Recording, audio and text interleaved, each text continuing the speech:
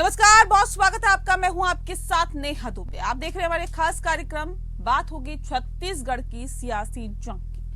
अगले महीने देश के 5 राज्यों में विधानसभा चुनाव होने वाले हैं। छत्तीसगढ़ में विधानसभा चुनाव की तैयारियां तेज हो गई है। तमाम पार्टियां अब अपने अपने उम्मीदवारों की सूची जारी करने में लगी हुई है। बीजेपी अपने उम्मीदवारों की 2 लिस्ट जारी कर चुकी है। वहीं आम आदमी पार्टी भी उम्मीदवारों की 3 सूची जारी कर चुकी है। लेकिन अभी तक कांग्रेस की एक और से उम्मीदवारों की एक भी सूची जारी नहीं की गई है। कांग्रेस पितृपक्ष के खत्म होने का इंतजार कर रही है और कांग्रेस ने दुर्गा मां की पूजा के साथ ही प्रत्याशियों की पहली लिस्ट जारी करने का फैसला किया है। 12 अक्टूबर को दिल्ली में कांग्रेस चुनाव समिति की बैठक भी की गई। कांग्रेस चुनाव समिति की बैठक के बाद छत्तीसगढ़ के सीएम भूपेश बघेल ने कहा कि संगठन के सभी लोगों से राय मशवरा करने और सर्वे पर विचार विमर्श करने के बाद विधानसभा चुनाव को लेकर कांग्रेस उम्मीदवारों की सूची तैयार कर ली गई है। हमारे साथियों की वजह से पितृपक्ष तक रुकना पड़ा, लेकिन हमारी तैयारियां पहले से ही थी। कांग्रेस की पहली सूची 15 अक्टूबर को जारी की जाएगी। निर्वाचन आयोग ने 5 राज्यों में होने वाले चुनाव के लिए तारीखों की घोषणा भी कर दी है और इसी के साथ ही 5 राज्यों पर आदर्श आचार संहिता भी लागू हो गई है। छत्तीसगढ़ में 2 चरणों में चुनाव कराए जाएंगे। पहले चरण यहां पर 7 नवंबर को और 20 सीटों पर ये वोट डाले जाएंगे, तो वहीं बाकी 70 सीटों पर 17 नवंबर को चुनाव होगा। छत्तीसगढ़ में विधानसभा की कुल 90 सीटें हैं। 2018 विधानसभा चुनाव में कांग्रेस ने 90 में से 68 सीटें अपने नाम की थी। कांग्रेस को 43.9% वोट मिले थे। कांग्रेस और बीजेपी के शीर्ष नेता लगातार छत्तीसगढ़ का दौरा कर रहे हैं। बता दें आपको कि कांग्रेस नेता राहुल गांधी, अध्यक्ष मल्लिकार्जुन खड़गे से लेकर प्रधानमंत्री नरेंद्र मोदी, गृह मंत्री अमित शाह राज्य का कई बार दौरा कर चुके हैं।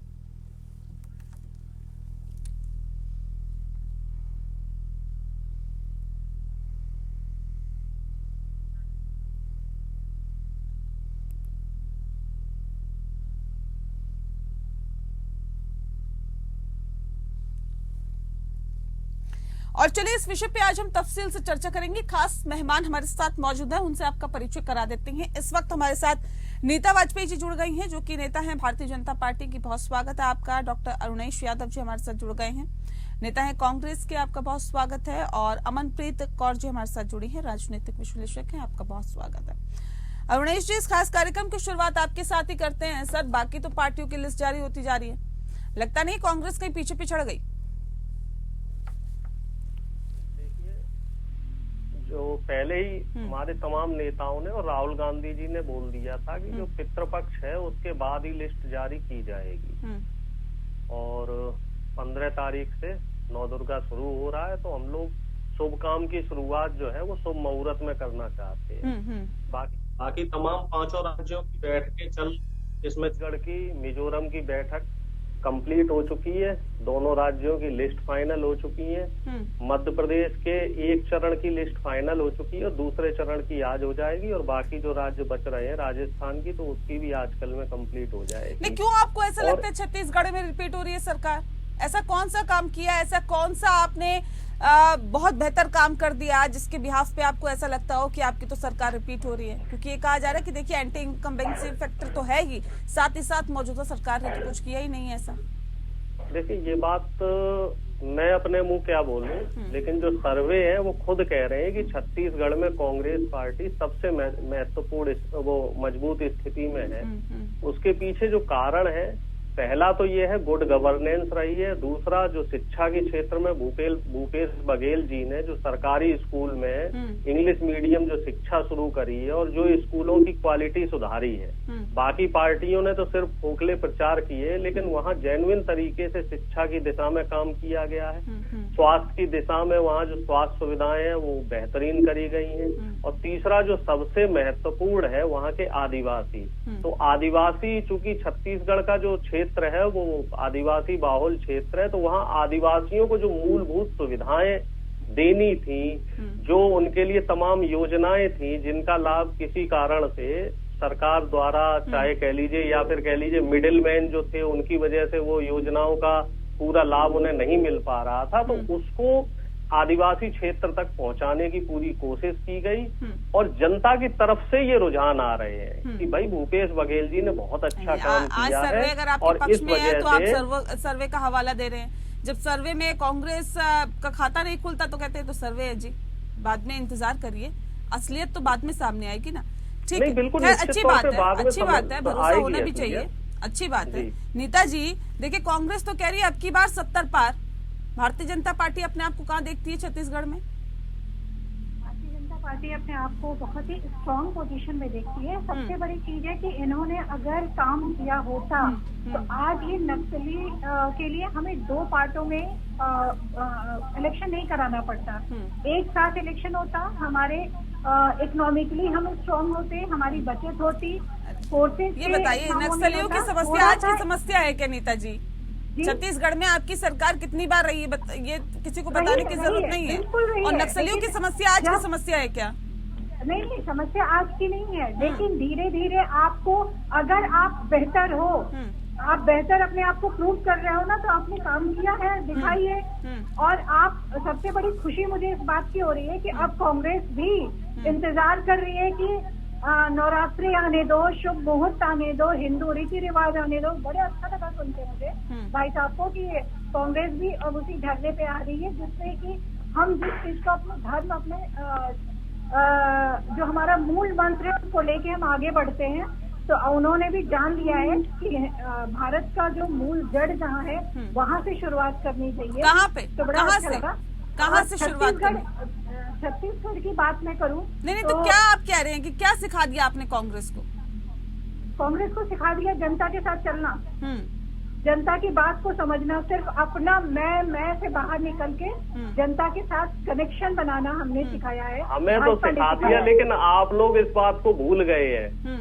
ये तो अच्छी बात है, हम चलो आप हमसे बड़ी है, आप बड़ी बहन है, हम आपकी बात का मान रखते हैं, लेकिन आप लोग इस बात को भूल गए हैं हमें सिखाते सिखाते। सनातन धर्म आप लोगों ने मध्य प्रदेश में 4 लिस्टें निकाल दी पितृपक्ष में। छोड़िए इन बातों को, मैं आपको बता रही हूँ कि नीता जी सही तो कह रहे हैं कि देखिए आपकी तो लिस्टों पे लिस्टें आई जा रही है और ये कहा जाता है कि पितृपक्ष में कोई अच्छा और शुभ कार्य नहीं करते हैं। ऐसे में क्या वो सनातन धर्म, सनातन परंपरा जिनकी पालन करने की आप बात कर रहे हैं और जिसकी सीख की आप बात कर रहे हैं कि देखिए हमने तो कांग्रेस को ये सिखा दिया, भूल गए क्या? खुद ही भूल गए क्या? हमने नहीं, जनता ने सिखाया। अब अपना स्टेटमेंट बदल दिया बहन जी ने। पहले कह रही थी बहन जी कि हमने सिखा दिया, अब बहन जी कह रही है कि जनता ने सिखा दिया। हम मुद्दे पे आ जाते हैं थोड़ा। ये छत्तीसगढ़ है, नक्सलियों का गढ़ है। इसकी वजह से यहाँ पे 2 पार्ट में हमें करना पड़ा इलेक्शन, जिसकी वजह से जो संवेदनशील एरिया है और एक जो नहीं है। जो संवेदनशील एरिया है वहाँ पे 7 तारीख को इलेक्शन होगा, जहाँ पे कि हमें बहुत ज्यादा प्रशासनिक और बल, हर तरह की मतलब अरेंजमेंट को बहुत ध्यान से, बहुत ही मतलब एक प्रॉपर रणनीति के तहत, राजनीति मेरे मुंह से निकल गया, रणनीति के तहत इस पूरे इलेक्शन को करवाना है, जिसकी वजह से हमें धन में बल की बहुत ज्यादा जरूरत होगी। जो प्रशासन जिसका बहुत ज्यादा इस पर फोकस रहेगा, तो उस फोकस को देखते हुए 7 तारीख को सिर्फ उन्हीं एरिया में इलेक्शन कराए जा रहे हैं जो संवेदनशील है। और जो संवेदनशील, तो इसमें गलत क्या है? 17 तारीख को कराया जा रहा है। जो संवेदनशील है, जो अति संवेदनशील है, वहाँ अलग अलग डिवाइड कर दिया है, भागों में बांट दिया, इसमें गलत क्या है? नहीं, अच्छा है, 2 पार्ट में कराना अच्छी चीज है, अच्छी चीज है, क्योंकि हम एक जगह पे फोकस प्रॉपर कर पाएंगे। संवेदनशील एरिया पे प्रॉपर हम फोकस कर पाएंगे। हमें उन पे ज्यादा ध्यान देना है। हमारे जो फोर्सेज हैं उनको हम 50 से 60 हजार के करीब लगाए गए हैं इलेक्शन के टाइम में, अभी जहाँ तक मुझे अभी तक जानकारी है। तो वो संवेदनशील एरिया में एक साथ कराना बेहतर है कि हमें वहाँ पे प्रॉपर। नहीं, आपको क्यों ऐसा लगता है? ठीक है, एक चरण में हो, 2 चरण में हो, जनता ही चुनाव करती है, जनता ही अपनी सत्ता चुनती है और जनता ही कहती है कि भाई हमें इसकी सरकार चाहिए, वो एक अलग चीज है। 1 चरण में हो रहे, 2 चरण में हो रहे, लेकिन आपको क्यों ऐसा लगता है भूपेश बघेल की सरकार तो जी जाने वाली है, अब तो सत्ता में हम आएंगे, कमल खिलेगा? क्यों ऐसा लगता है? कमल खिलेगा, 100% खिलेगा। क्यों खिलेगा? सॉरी, क्यों खिलेगा? क्या वजह इसके पीछे है? काम, हमारे जो केंद्र सरकार के काम है, जो वहाँ तक अभी भाई साहब ने खुद ही कहा कि हम 1 रुपया, वो राजीव गांधी की वाली बात इन्होंने फिर से दोहरा दी। नहीं, राजीव गांधी वाली बात नहीं, हम तो मोदी जी वाली बात दोहरा रहे थे, क्योंकि रमन सिंह जी की सरकार थी बहन जी, रमन सिंह जी की सरकार थी। अब वो चीजें छोड़ दीजिए, सबका साथ सबका विश्वास, ये सब चीजें छोड़ दीजिए। जीता जागता हमारे आपके पास छत्तीसगढ़ में कोई चेहरा नहीं है। रमन सिंह जी एडी से सबका लेकर साथ, सबका विकास, सबका विश्वास, सब यही कहते कहते सुन लीजिए ना, सुन लीजिए नीता जी सुनिए, सबका साथ, सबका विकास, सबका विश्वास कहते कहते राजस्थान में आपकी सरकार चली गई, मध्य प्रदेश में चली गई थी, वो तो आपने बना ली, छत्तीसगढ़ में आपकी सरकार चली गई थी, ऐसे कई राज्य हैं जहाँ पे आपकी सरकार, हिमाचल प्रदेश में चली गई। अब सवाल इस बात को लेकर है, आप तो सबका साथ, सबका विकास, सबके विश्वास की बात करते हैं, यहाँ तो सरकारें ही जाती जा रही है, उनका क्या? आप अभी इलेक्शन में देखना ना, जो आप जाते कर्नाटक में भी चले गई थी, आगे हम जब बैठेंगे तो आती जा रही आप कहोगे। ये मेरी आपके इस डिबेट में गारंटी है। और सबसे बड़ी चीज है कि ये 9 सालों में जो हमने किया है, हमारे आदरणीय प्रधानमंत्री जी ने जितनी योजनाएं लाए हैं, उन योजनाओं के तहत इन लोगों को जो आपके जो पैनल पे बैठे भाई साहब, उन्होंने कह दिया शायद छत्तीसगढ़ में जहाँ जहाँ कांग्रेस है वहाँ केंद्र सरकार की आप उदाहरण देख सकते हैं वेस्ट बंगाल का, उसमें हमें एक उदाहरण ये बता दीजिए बहन जी, लेकिन कितने रोजगार दे दिए प्रधानमंत्री जी ने पिछले 9 साल में? हम तक नहीं सबसे बड़ी समस्या है बहन जी, वो रोजगार की समस्या है। तो उस चीज को जनता जान रही है और इन लोगों को बताएगी कि हम तक ये चीजें आपने नहीं पहुंचाई, तो इसलिए आप प्लीज यहाँ से जाएं। ठीक है, जनता डिसाइड करेगी किसको भगाना है, किसको लाना है। लेकिन अमनप्रीत जी, सवाल इस बात को लेकर क्या लगता है, इस बार का छत्तीसगढ़ का चुनाव किन मुद्दों पर आप इर्द गिर्द घूमते हुए देख रहे हैं, किन मुद्दों के आसपास होते हुए दिखाई दे रहा है आपको, और छत्तीसगढ़ दोनों ही पार्टियों के लिए कितना महत्वपूर्ण है? छत्तीसगढ़ जो है वो नक्सल प्रभावित इलाका है और उसमें 47% जो है ओबीसी आबादी है, और उन लोगों को साधने के लिए जो भी योजनाएं चलाई जाती हैं, उनसे अगर लोगों को लाभ होता है तो उसी हिसाब से लोग डिसाइड करेंगे कि सरकार किसकी बनाएंगे। अगर पिछली सरकार की बात करें तो नेहा कम से कम 1.5 दहाके तक भाजपा की सरकार रही है, उसको हटा के पिछली बार कांग्रेस जो है वो उभर के सामने आई है और 90 में से 68 सीट जो है उसने जीती है। वोट परसेंट भी उनका जो था 43.8 समथिंग कितना रहा है।